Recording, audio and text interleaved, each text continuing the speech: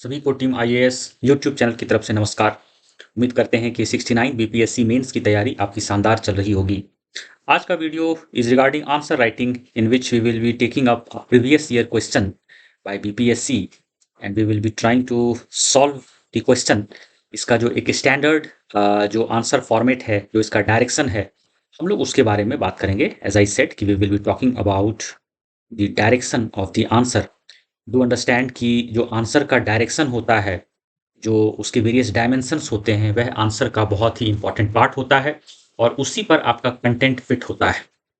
इस वीडियो में बने रहिएगा, क्योंकि हम लोग आंसर राइटिंग के जो फाइन एस्पेक्ट्स हैं उसके बारे में चर्चा करेंगे, जिससे कि आपका 69 बीपीएससी मेंस की तैयारी में आपको मदद मिलेगी, साथ में आपके आंसर राइटिंग स्किल्स को बूस्ट मिलेगा। जेंटल रिमाइंडर, हमारे टेलीग्राम ग्रुप पर भी आंसर राइटिंग चल रहा है, प्लस जो मेंस के कंटेंट है वो दिए जा रहे हैं। आप हमारे जो टेलीग्राम चैनल है उसको विजिट करें और अपने मेंस की तैयारी को बूस्ट करें। हमारे टेलीग्राम चैनल का लिंक जो डिस्क्रिप्शन बॉक्स है वहाँ पर दिया हुआ है, आप उसको चेकआउट कर सकते हैं।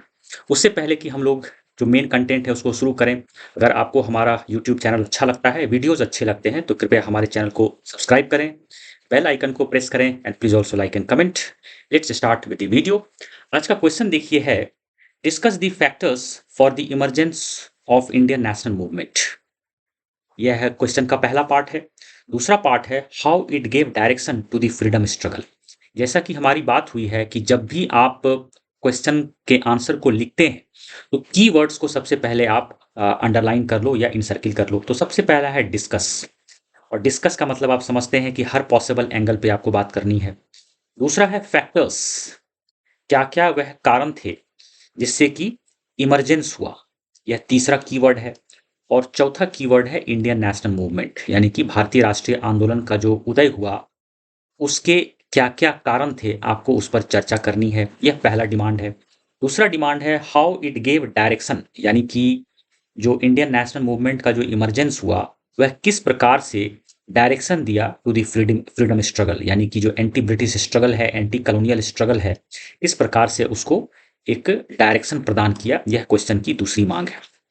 अब देखिए, इस क्वेश्चन का जो मेन पार्ट है, that is the first part, that is discuss the factors for the emergence of Indian national movement. इसमें आप लगभग 50 से 60% वेटेज दे सकते हो, और जो सेकेंड पार्ट है उसमें लगभग आप 40% वेटेज दे सकते हो, with certain margin, plus minus always scope is there. So let's begin the answer. सबसे पहले समझिए कि इस क्वेश्चन के आंसर को लिखने से पहले कि राष्ट्रवाद और भारतीय राष्ट्रीय आंदोलन में अंतर है, इन दोनों शब्दों में अंतर है। Do understand that the term nationalism basically is about ideology. जो नेशनलिज्म होता है या जो राष्ट्रवाद होता है, this is basically about ideology. एक विचारधारा होती है जिसमें कि यह माना जाता है कि a large section of people, that is Indian people, उनका जो इंटरेस्ट है वह इंग्लिश इंटरेस्ट और द कॉलोनियल इंटरेस्ट उससे भिन्न है, और कोई ऐसा फोर्स है जो भारतीयों के इंटरेस्ट के खिलाफ काम कर रहा है। और इस विचारधारा, इस समझ को ही हम लोग राष्ट्रवाद कहते हैं इन कॉन्टेक्स्ट ऑफ जो इंडियन नेशनलिज्म, जो कि आप देखिए कि second half of the 19th century में इसका उदय हुआ, that is Indian nationalism.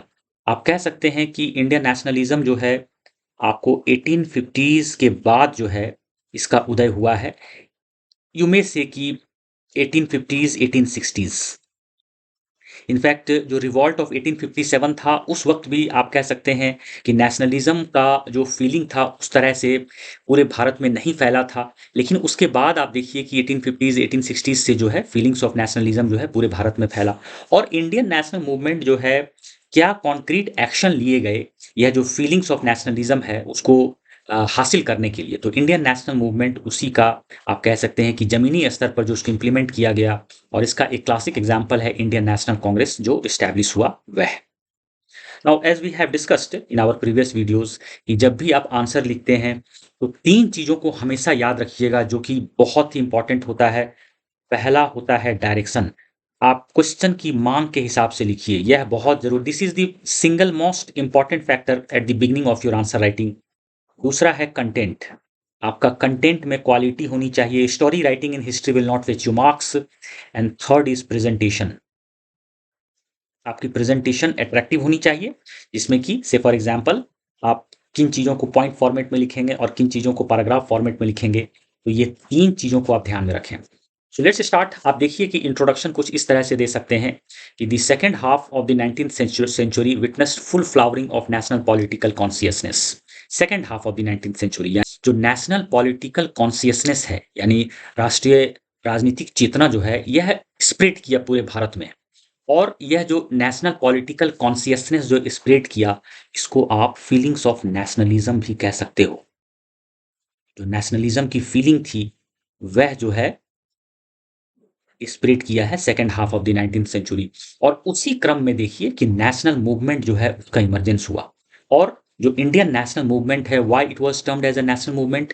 Because it united people from different classes and sections of society who sank their mutual differences to unite against the common enemy. Indian national movement का अर्थ यह भी है कि a large section of the people, वह अलग अलग class से थे, अलग अलग समाज के वर्ग थे और अलग अलग रीजन से थे, यानी कि भारत के अलग अलग कोने से अलग अलग क्लास के लोग, जात पात धर्म, इन सभी को हटाकर जो है, जो उन लोगों में आपस में अंतर था, उन सभी चीज़ों को भुलाकर सभी एक कॉमन प्लेटफॉर्म पर आए और एक कॉमन एनिमी के खिलाफ आए। And the common enemy, you understand, those were the colonial rulers, that is the British rulers, you understand. जो कॉमन एनिमी था वो था colonial rulers. So you understand, एक एक एक कॉमन फीलिंग आया लोगों में कि एक साथ हम लोग खड़े होते हैं और हम लोग जो कॉमन एनिमी है उसके खिलाफ खड़े होते हैं। So that was the Indian national movement. इस तरह से आप कुछ इंट्रोडक्शन दे सकते हैं। फिर आता है कि क्या वैसे कारण थे जिस कारण से जो इंडियन नेशनल मूवमेंट है उसका इमरजेंस हुआ। दी क्वेश्चन पे आस्क कि भारतीय राष्ट्रीय आंदोलन के उदय के कारकों की चर्चा करें, तो उसमें जो है आप पहला पॉइंट दे सकते हैं कि औपनिवेशिक और भारतीय हितों में अंतर विरोधों को समझना।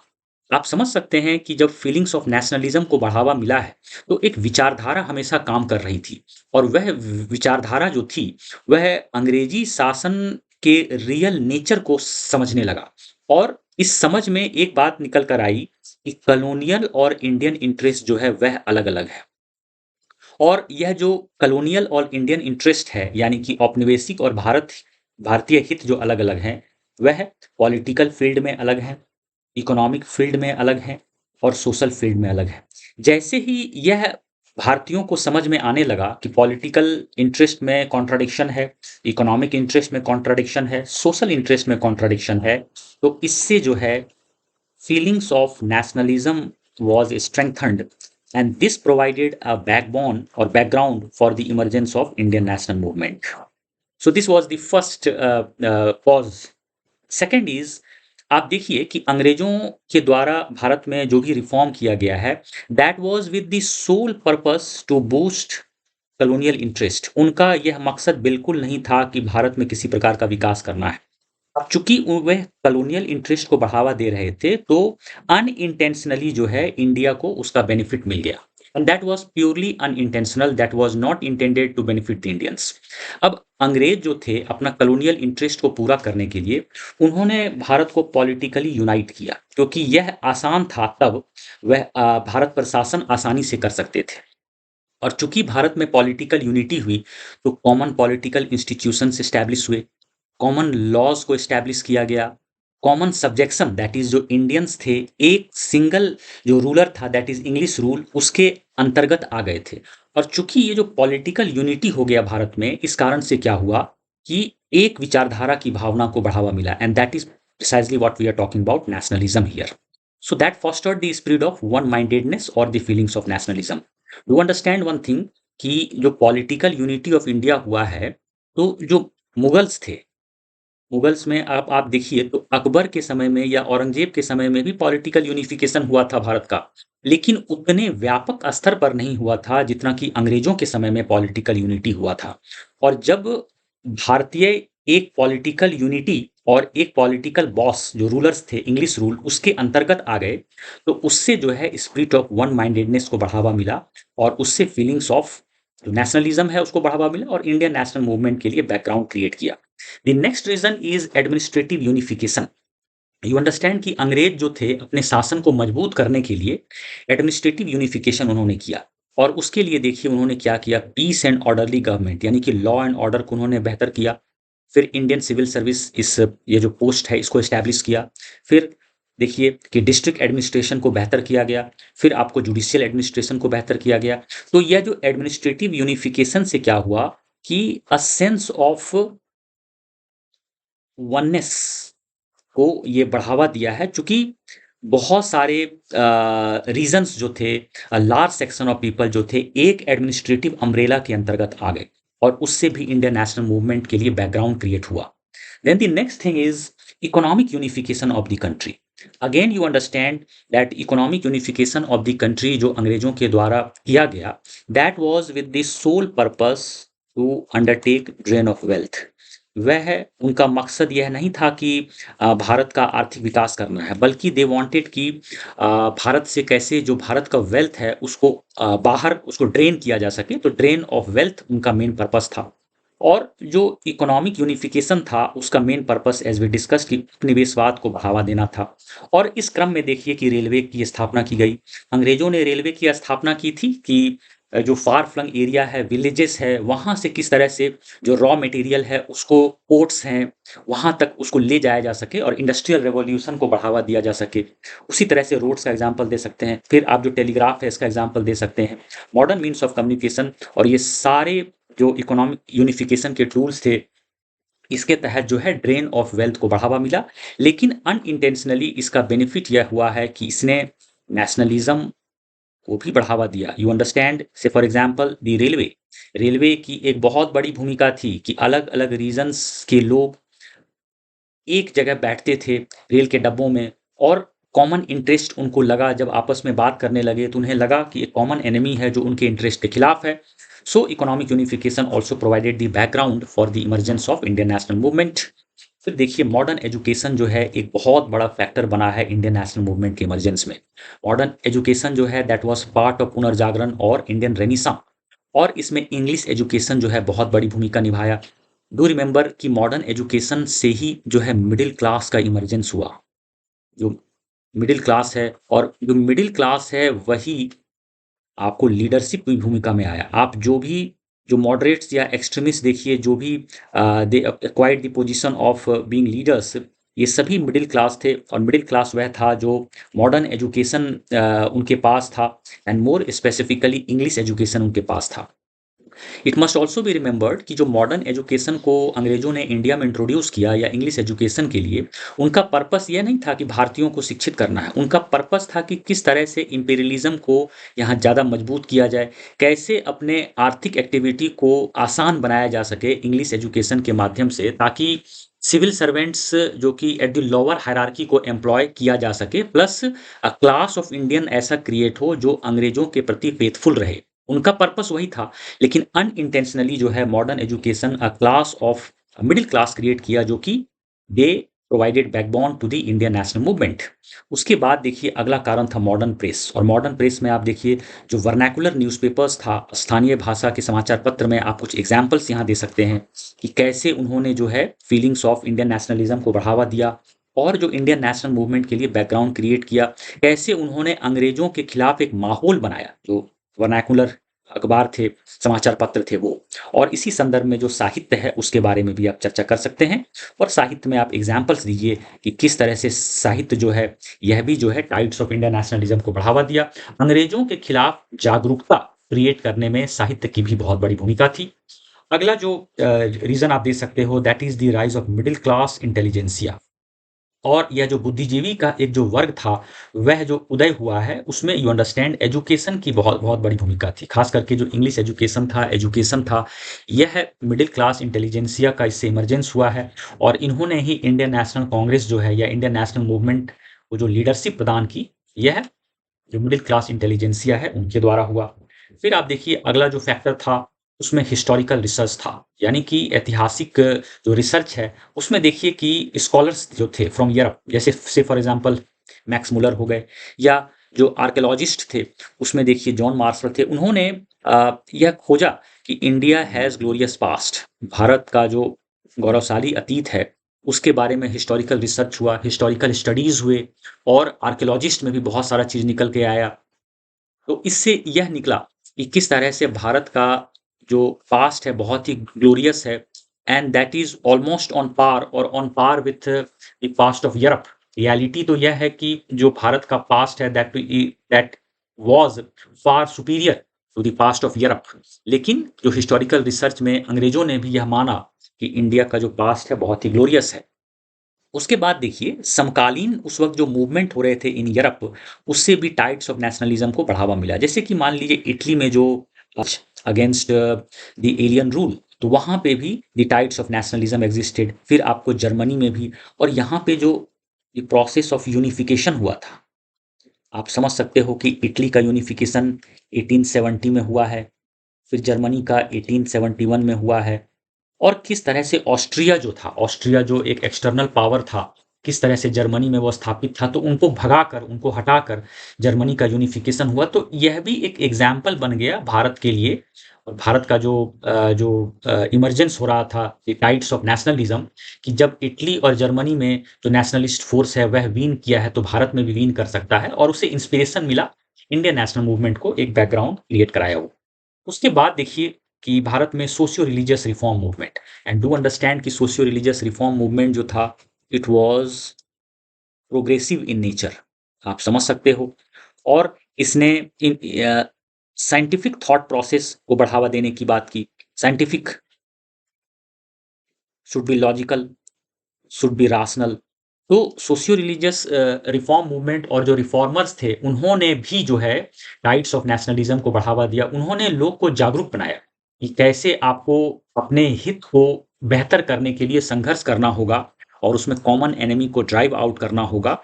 तो जब प्रोग्रेसिव थॉट्स होते हैं, साइंटिफिक थॉट्स होते हैं, thoughts if they are logical, rational, plus they also emphasised on education. जो भी सोशियो रिलीजियस रिफॉर्मर्स थे उन्होंने एजुकेशन के बारे में बात की। उन्होंने बात की कि सुपरस्टिशन को ख़त्म करना है। तो नेचुरली यू अंडरस्टैंड कि जब जो मॉडर्न थॉट्स का प्रसार होता है, तो क्लियरली लोगों में जागरूकता क्रिएट हुई, और उन्हें लगा कि जो उनका हक है वह उनको नहीं मिल रहा है अंडर ब्रिटिश रूल। और इंडियन नेशनलिज्म के लिए, इंडियन नेशनल मूवमेंट के लिए बैकग्राउंड क्रिएट हुआ। फिर देखिए एक रीज़न यह भी था कि अंग्रेज़ों में फीलिंग्स ऑफ रैशियलिज्म जो था वह कूट-कूट के भरा हुआ था, यानी कि वह खुद को सुपीरियर मानते थे। वह हमेशा मानते थे कि वह सुपीरियर रेस हैं, और जो भारतीय हैं वो इन्फीरियर रेस हैं। तो इसका एक इम्पैक्ट यह हुआ कि भारतीयों को ऐसा लगा कि वह अपने देश में रहकर ही एक ऐसे वर्ग के द्वारा उनका शोषण हो रहा है, जो कि खुद को रैशियली सुपीरियर मानता है। और उससे क्या होता है कि फीलिंग्स ऑफ अंडरमाइंडेडनेस हो गया, जो कॉन्फिडेंस था लोगों में उसकी कमी हो रही थी। तो यह जो फीलिंग्स था अंग्रेजों में, that is they are racially superior, इससे भी अंग्रेजों के खिलाफ एक माहौल क्रिएट हुआ। And you understand that provided background for Indian national movement. फिर देखिए इकोनॉमिक एक्सप्लॉइटेशन जो था यह एक बहुत बड़ा फैक्टर था। एंड यू अंडरस्टैंड कि जब आप इकोनॉमिक एक्सप्लॉइटेशन की बात करते हैं, तो यहाँ देखिए कि इकोनॉमिक एक्सप्लॉइटेशन में आपको एग्रीकल्चर ले लीजिए।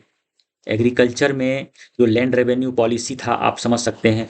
उसके अलावा आप ट्रेड पॉलिसी देखिए कि जो पॉलिसी ऑफ फ्री ट्रेड था वह आप, फिर डी इंडस्ट्रियलाइजेशन हो गया। सो आप समझ सकते हैं कि ये सारे जो पॉलिसीज थे अंग्रेजों के, इस कारण से इकोनॉमिक एक्सप्लॉइटेशन हुआ। और इस कारण से क्या इम्पैक्ट हुआ, फेमीन्स, रेगुलर ट्रेंड हो गया फेमीन्स, एक्सट्रीम पॉवर्टी, अनएम्प्लॉयमेंट। तो ये सारे फैक्टर्स जो थे economic exploitation, drain of wealth को बढ़ावा देने के लिए, उससे हर सेक्शन, खास करके रूरल इंडिया जो था एडवर्सली इम्पैक्ट हुआ। और इस कारण से जो डिससेटिस्फैक्शन उनमें बढ़ा, और इंडियन नेशनल मूवमेंट के लिए वह बैकग्राउंड क्रिएट किया। अब देखिए इंडियन नेशनल मूवमेंट का जो इमीडिएट फैक्टर बना है, आप 1870s का डिकेड अगर देखो, तो the reactionary policies of Lord Lytton, इसके बहुत सारे ऐसे पॉलिसीज थे जो कि बहुत ही एग्रेसिव थे। और यहाँ पर आप एग्जाम्पल दीजिएगा कि दो या तीन पॉलिसीज के बारे में कि कैसे those were anti Indian in character. जैसे कि आप देखिए कि इसका जो था वर्नाकुलर प्रेस एक्ट, यह जो था this was a step to crush vernacular press. आप समझ सकते हो वर्नाकुलर प्रेस एक्ट जो आया था। तो इस तरह से कुछ एग्जाम्पल्स आप दे सकते हो। और याद रखिए कि इसके टेन्योर में ही एक फेमीन हुआ था, मैसिव फेमीन हुआ था, और उसी वक्त जो है दिल्ली दरबार हुआ था। जिस वक्त लाखों लोग फेमीन से जूझ रहे थे, उसी वक्त दिल्ली दरबार टू प्लेस इन 1877। बहुत पैसा खर्च किया गया था। तो इंडियंस को लगा कि एक तरफ तो फेमीन की स्थिति बनी हुई है और दूसरी तरफ जो है अंग्रेज लोग बहुत दिल्ली दरबार हुआ था, तो you understand that created deep sense of dissatisfaction. उसके अलावा इल्बर्ट बिल कंट्रोवर्सी, और इल्बर्ट बिल कंट्रोवर्सी जो हुआ था that was during the time of Lord Ripon. Ilbert bill controversy जो हुआ था that was during the time of Lord Ripon.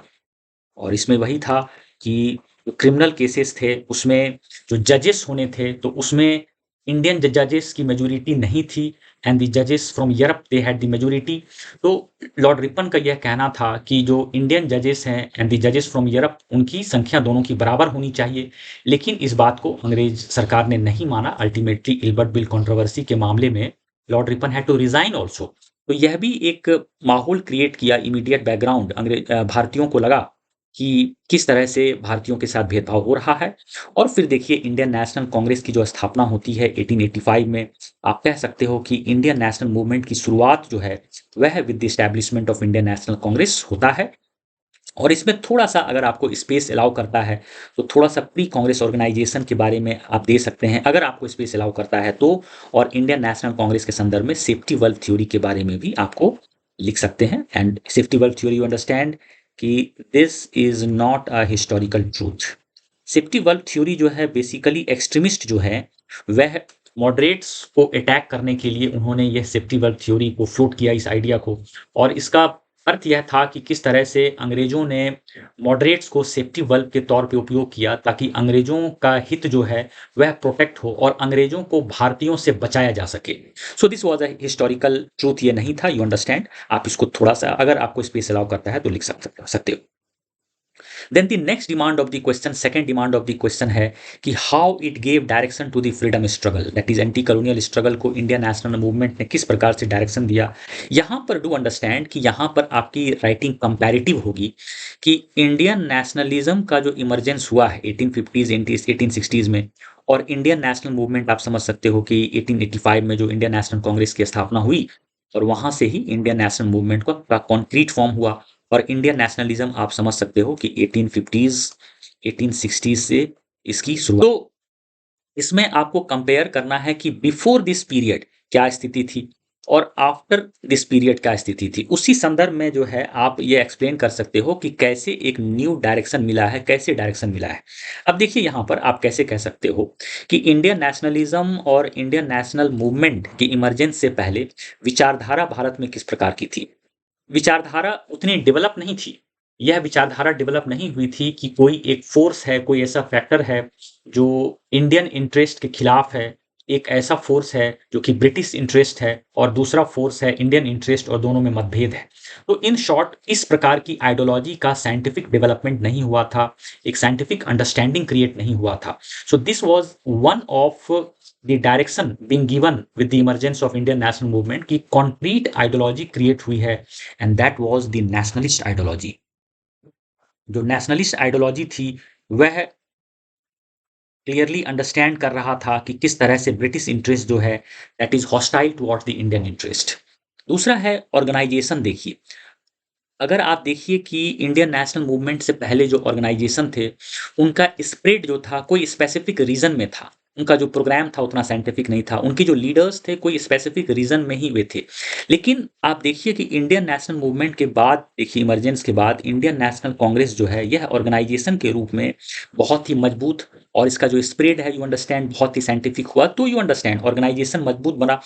Pan India organisation was created in the form of Indian national congress. और Indian national movement के दौरान जो एक organisation बना, you understand that was far more strong, और इसका outreach बहुत ही बड़ा था। फिर आप देखिए कि इंडियन नेशनल मूवमेंट के इमरजेंस के बाद देखिए जो लीडरशिप का नेचर था, चाहे वह आप मॉडरेट्स ले लो या आप एक्सट्रीमिस्ट ले लो, और for that matter Gandhi ji अगर आप ले लीजिए, और इस प्रकार का जो लीडरशिप था वह और इंडियन नेशनल मूवमेंट की इमरजेंस से पहले जो लीडरशिप था, आप उसको कंपेयर कीजिए। यू अंडरस्टैंड कि मॉडरेट्स जो थे उनका पैन इंडिया अपील था, एक्सट्रीमिस्ट का पैन इंडिया अपील था, गांधी जी का पैन इंडिया अपील था। लेकिन इंडियन नेशनल मूवमेंट से पहले जो लीडरशिप था उसका पैन इंडिया अपील नहीं था, वह स्पेसिफिक रीजन तक सीमित था। फिर कार्यक्रम अगर आप देखिए तो इंडियन नेशनल मूवमेंट ने किस तरह से जो प्रोग्राम है अगेंस्ट द ब्रिटिश रूल, तो प्रोग्राम को भी साइंटिफिक बनाया और एक ब्रॉडर स्केल पे बनाया। अगर आप जो early congress that is under the moderates between 1885 to 1905, उनके प्रोग्राम को देखिए तो बहुत ही साइंटिफिक था, वेल प्लान्ड था। एक्सट्रीमिस्ट का अगर आप प्रोग्राम देखिए 1905 से 1919, या गांधी जी का प्रोग्राम देखिए 1919 से 1947, और इस प्रकार का प्रोग्राम को अगर आप कंपेयर कीजिए 1860s 1870s से पहले, तो programme was very conservative, very orthodox. इसमें आप 1857 का रिवॉल्ट का एग्जांपल दे सकते हो कि कैसे वो फेल कर गया। तो यही चीज है कि जब टाइड्स ऑफ नेशनलिज्म जब स्प्रेड नहीं किया, इंडियन नेशनल मूवमेंट नहीं आया था, तो इन सारी चीजों में लिमिटेशंस था, आइडियोलॉजी, ऑर्गेनाइजेशन, लीडरशिप, प्रोग्राम। तो इंडियन नेशनल मूवमेंट के आने के बाद इन सारी चीजों को मजबूती मिली। फिर संघर्ष का तरीका जो है, मेथड्स ऑफ स्ट्रगल जो है, वह भी साइंटिफिक बना, whether those were under the moderates और एक्सट्रीमिस्ट एंड सो ऑन। आप इसको इलाबोरेट करिए। पॉपुलर सपोर्ट क्रिएट हुआ है before the emergence of Indian national movement. आप देखिए कि एंटी ब्रिटिश स्ट्रगल का पॉपुलर सपोर्ट नहीं था, एक क्लास सपोर्ट कर रहा है तो एक क्लास अपोज्ड है। लेकिन इंडियन नेशनल मूवमेंट के आने के बाद देखिए कि हर वर्ग, चाहे वह पीसेंट्स हो, चाहे वह वर्कर्स हो, चाहे वह ट्राइबल्स हो, चाहे वो यूथ्स हो, चाहे वह विमेन हो, यानी कि every class of society started supporting the Indian national movement. Now that was not the case with pre Indian national movement era. और उस वक्त जो था एंटी ब्रिटिश स्ट्रगल बहुत ही लिमिटेड स्केल पर था और सभी वर्गों का समर्थन नहीं था। And last but not the least, जो स्प्रेड था एंटी ब्रिटिश स्ट्रगल जो था इंडियन नेशनल मूवमेंट के आने के बाद, इट बिकेम पैन इंडिया, यानी कि ऑल इंडिया यह स्प्रेड किया। उससे पहले कुछ स्पेसिफिक जो पॉकेट्स होते थे वहां तक सीमित रहता था। लेकिन इंडियन नेशनल मूवमेंट आने के बाद जो नेशनलिस्ट स्ट्रगल है, आप देखिए कि जो एंटी ब्रिटिश स्ट्रगल है, दैट बिकेम पैन इंडिया। तो इस तरह से आप आंसर्स को लिख सकते हैं। डू अंडरस्टैंड कि जब आप आंसर्स को लिखें तो कीवर्ड्स को हमेशा दें, साथ में आपको डायरेक्शन पर ध्यान रखना है। And also important is the word limit. आप वर्ड लिमिट को जंप करने से बचें और टाइम लिमिट को भी जंप करने से बचें, क्योंकि अब जो क्वेश्चन पेपर का डायनामिज्म हो गया है, आपको बहुत सारे क्वेश्चंस लिखने हैं within the span of 3 hours. So word limit and time limit are things which you have to be very careful about. So that is it for today's video. उम्मीद करते हैं कि आपको अभी का वीडियो अच्छा लगा होगा। अगर आपको हमारा वीडियो, हमारा चैनल अच्छा लगता है तो कृपया हमारे चैनल को सब्सक्राइब करें, बेल आइकन को प्रेस करें। Please also like and comment. We shall meet shortly. Until then, good bye.